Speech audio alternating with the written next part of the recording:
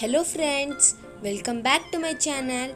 Today in this video, we are going to revise CBSE Class 8 History Lesson 1 How, When and Where, and we will also discuss the mind map, so watch the video till end. Let's start. The topics we are going to cover in this lesson are how important are dates and how do we know. How important are dates? We all know that history is certainly about the changes that occur over the time. It is about finding how things were in past and how they have changed. We talk of before and after, how the things were in before and how they have changed. There was also a time when history was an account of battles and big events. It was all about the rulers and their policies. Historians they wrote about the year a king was crowned, the year he was married, the year he had a child, the year he fought a particular war, the year he died, and the year the next ruler succeeded to the throne was all mentioned by the historians. The topics we are going to cover in how important our dates are, which dates, how do we periodize, and what is colonial. So friends, first let us discuss about which dates. In the histories written by the British historians in India, the rule of each Governor General was very important. These histories began with the rule of the first Governor General, Warren Hastings, and ended with the last Viceroy, Lord Mountbatten.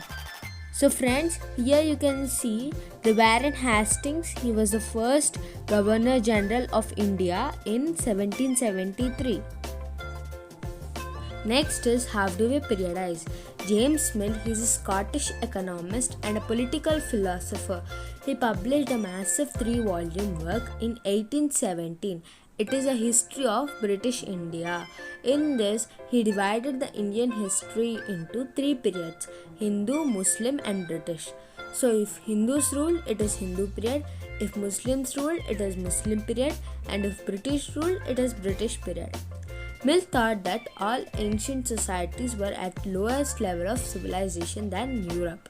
According to his telling, he said that before the British come to India, Hindu and Muslim despots they ruled the country. Mill felt that only the British rule could civilize India.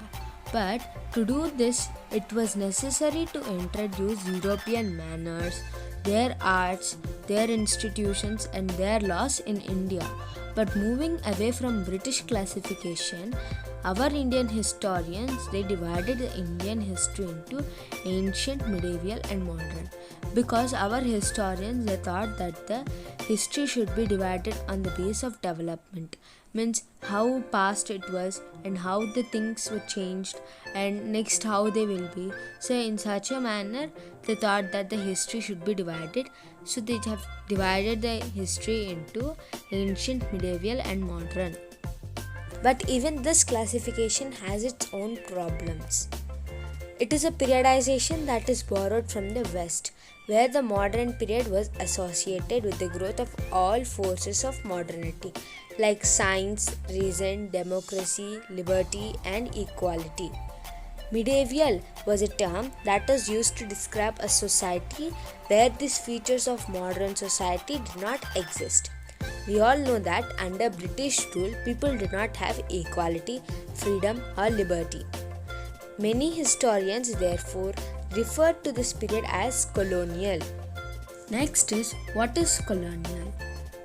The subjugation of one country by another country leads to these kinds of political, economic, social, and cultural changes.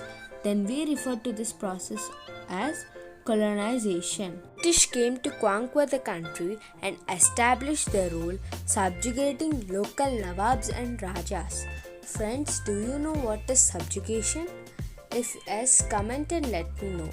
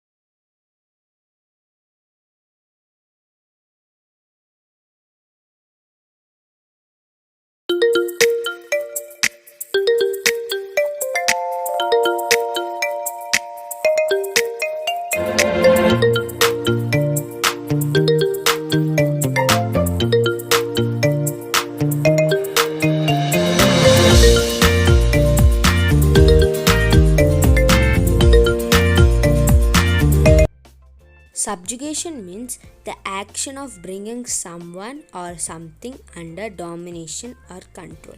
Means taking their things without their permission and treating them badly is called subjugation.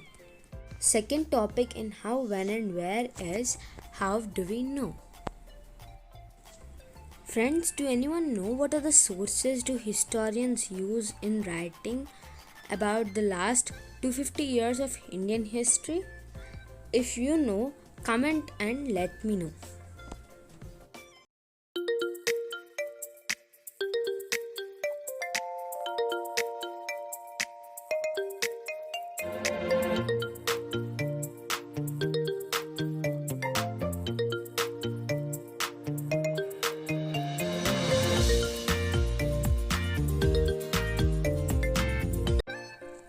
The sources are administration produces records, surveys become important, and what official records do not tell.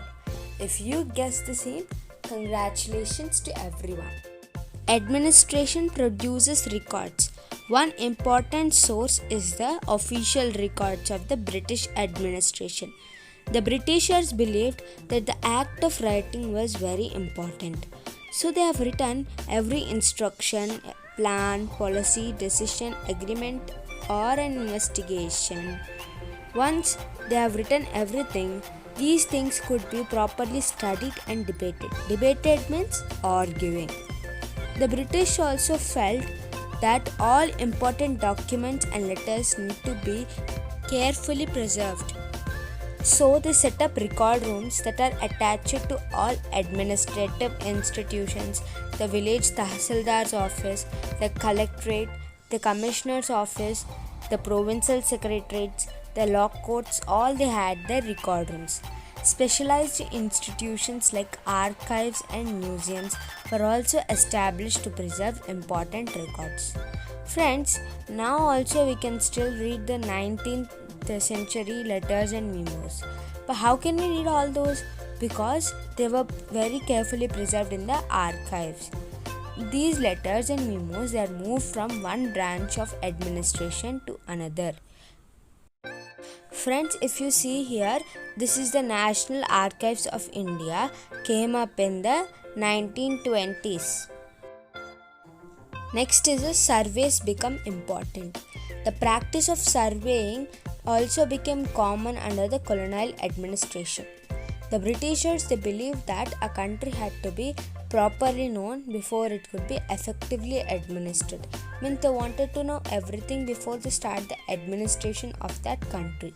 That is why they started revenue surveys in the villages. The effort was to know the topography, the soil quality, the flora, the fauna, the local histories, and the cropping pattern. From the end of 19th century, census operations were held every 10 years. These prepare detailed records are of the number of people in all the provinces of India, and there was nothing information on caste, religious, and occupations.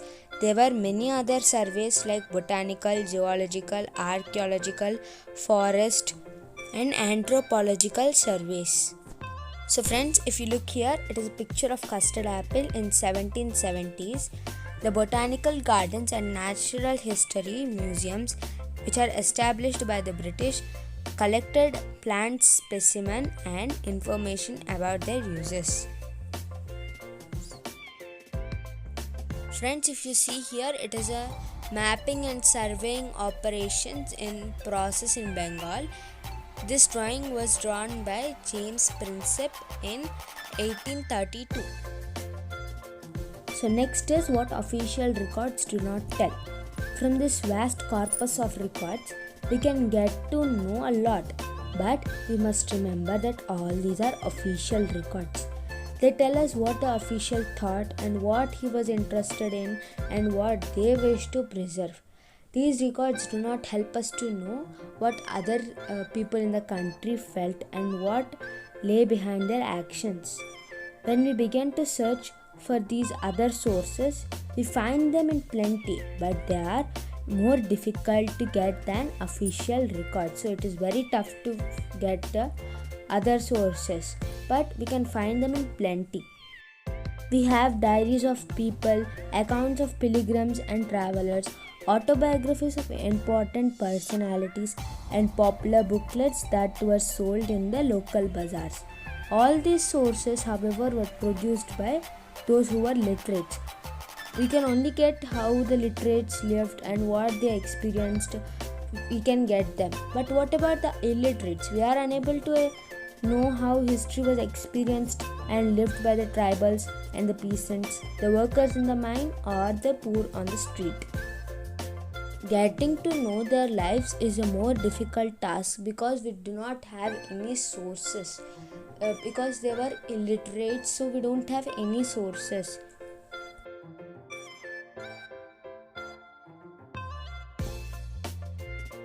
Friends, I'm going to keep the mind map download link in the description box. If the video is not clear to you, you can check through that. So watch the video till end and don't forget to check in the description box for the mind map picture.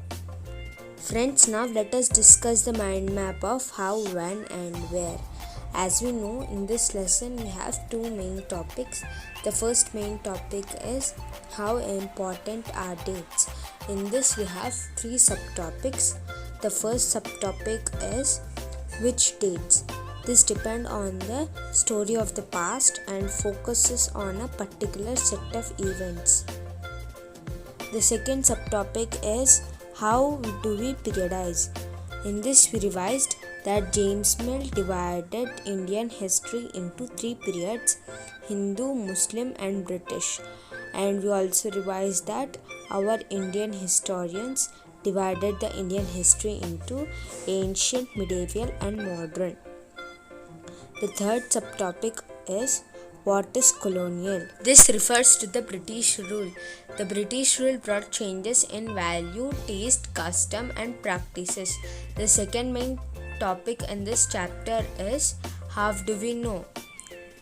In this, the first subtopic is administration produces records.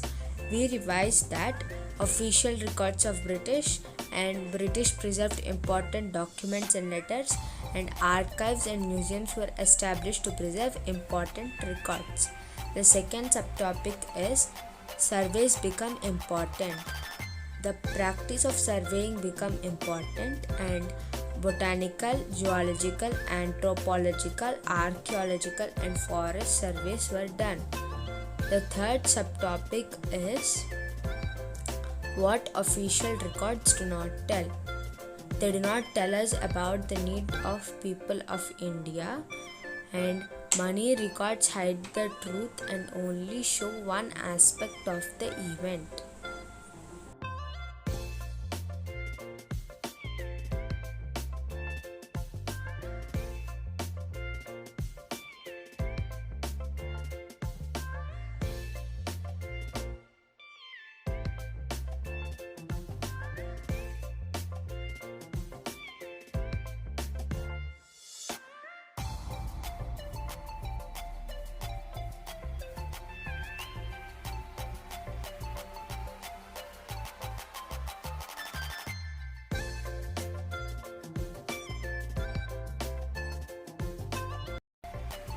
Friends, as I have said, I am going to keep the mind map download link in the description box.